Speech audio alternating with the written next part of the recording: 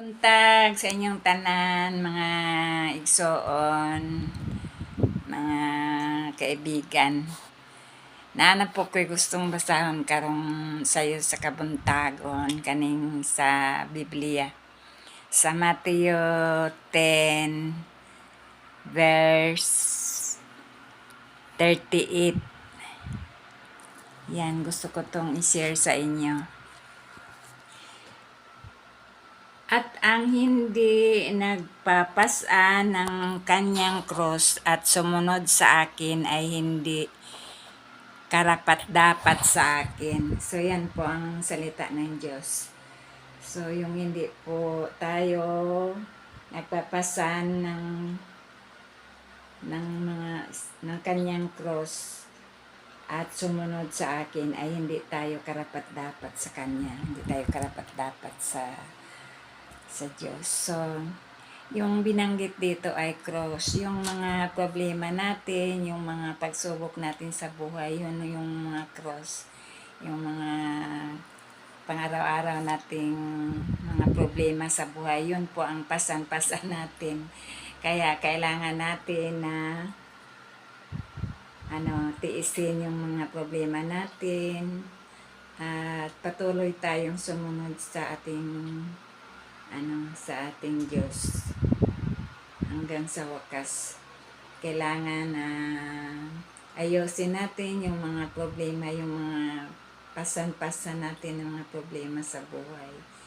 So, kailangan natin natiisin at kailangan tayo magpakumbaba at magkaroon tayo ng pagmamahal, pagpapatawad para makayanan natin yung mga pasan-pasan natin na cross. Hindi ito cross na kahoy, cross na yung mga problema natin, problema sa bana, problema sa mga asawa, mga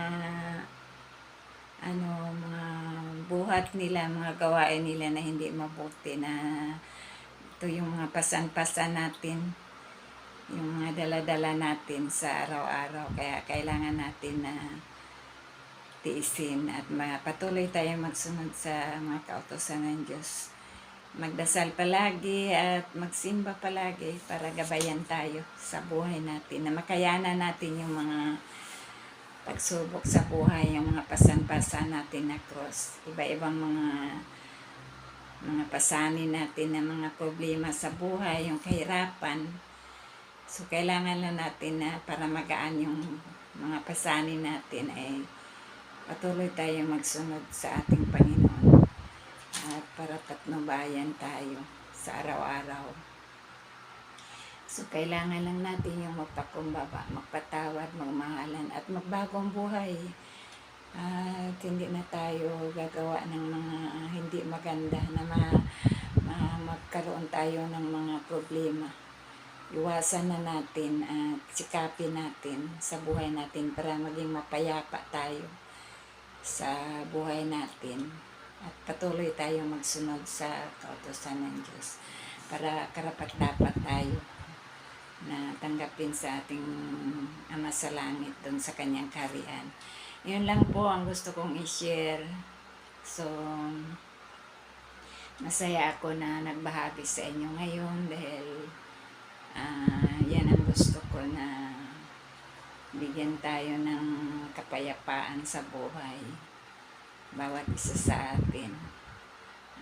Thank you po sa inyong panonood sa aking mga video at maraming salamat po. At sana magpayapa po kayo at magkaroon tayo ng kasiyahan sa buhay. Kahit may mga pasan-pasan tayo na mga pagsubok. Yun na lang po. At maraming salamat. Thank you for watching. I love you all.